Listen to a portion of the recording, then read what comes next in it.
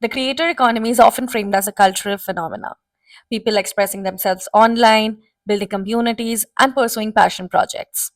However, if we actually want to understand how works, we need to set aside the cultural narrative and understand the structure beneath. The creator economy is not simply people posting online. It's actually a market for attention mediated by platforms where content serves as the input and social capital captures who determines the value. To analyze content economically, we need to first treat it not as an expression but as a market good. That way, the mechanics of it just becomes clearer. Let's start with a claim that might seem counterintuitive. Let's treat the content as not the product, but the input. Here's why it matters. Digital content has several key characteristics: near zero marginal cost of production, infinite reproducibility, no scarcity constraints, and extremely low barriers of entry. The result is oversupply.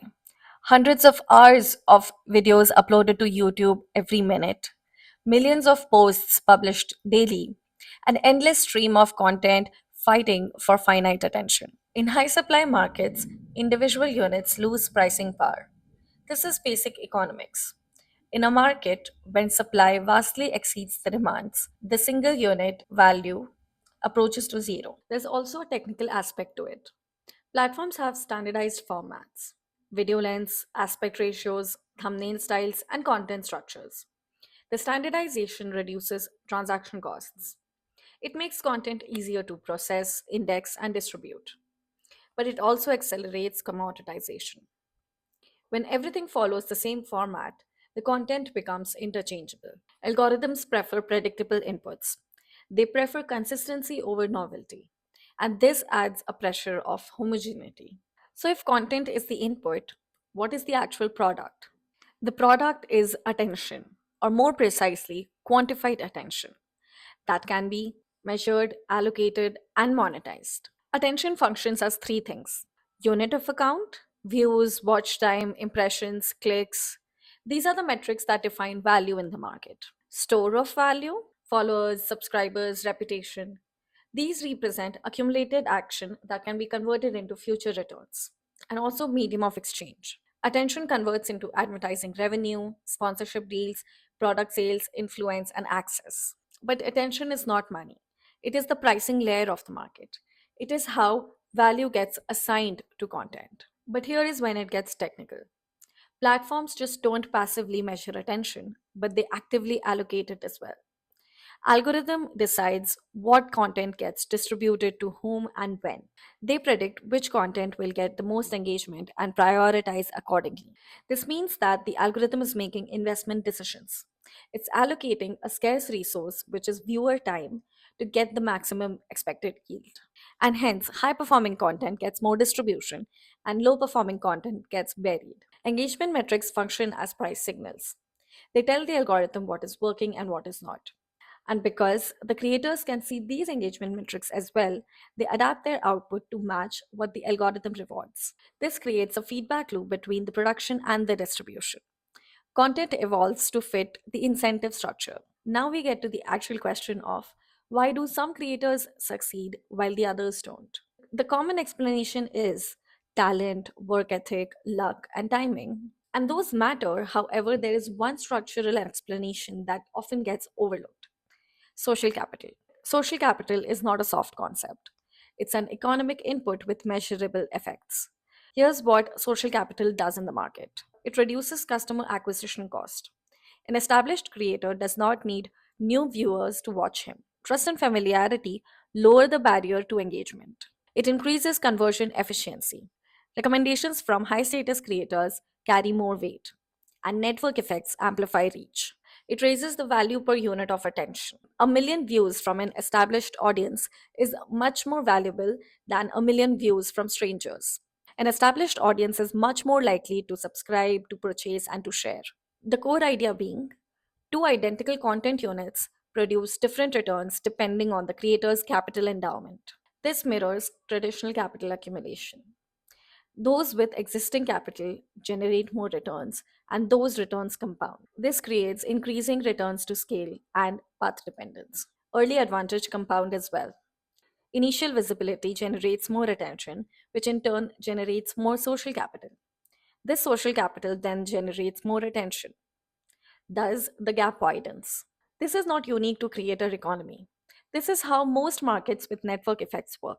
But it does mean that content quality alone doesn't determine outcome. Capital structure does. Now let's go deeper on how platforms shape this market.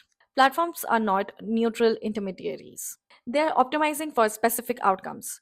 And in this case, it's the attention efficiency and not the content quality. What does that mean in practice? Ranking algorithms prioritize content that maximizes watch time, engagement, and retention. These metrics serve the platform's business model. More engagement means more ad inventory, more data collection, and more user lock in. The algorithm doesn't evaluate based on artistic merit or informational value. It evaluates based on predicted engagement. Will users watch? Will they interact? Will they stay on platform? This creates specific incentives for the creators. Optimize for click through rates, maximize retention, and drive engagement. Creators aren't doing this because they are cynical. They're doing this because the market rewards it. This is rational adaptation to incentive structure. The result is that market equilibrates towards high retention formats. Content converges to what algorithms reward, not because creators lack creativity, but because pricing mechanisms select for specific attributes. This is mechanism playing out in real time. The rules of the platform determine the behavior of the participants. Now let's zoom out and look at the aggregate outcomes. The creator economy exhibits several defining characteristics. Winner take most dynamics. A small number of creators capture the majority of revenue and attention. Thus, this follows the power law distribution and not the normal law distribution. Visibility concentration. Platforms optimize for engagement, which means they surface content which is already performing well. This concentrates visibility at the top. Income volatility. Most creators earn little to nothing. Very few are able to create stable middle class income, and a small amount create significant income. The market doesn't generate a robust middle class of creators. Speculative labor.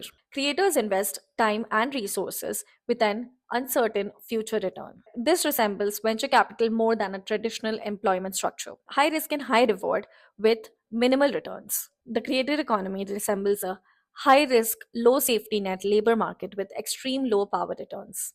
It's closer to Hollywood or a sports career than a traditional knowledge work. Now, none of this is necessarily bad.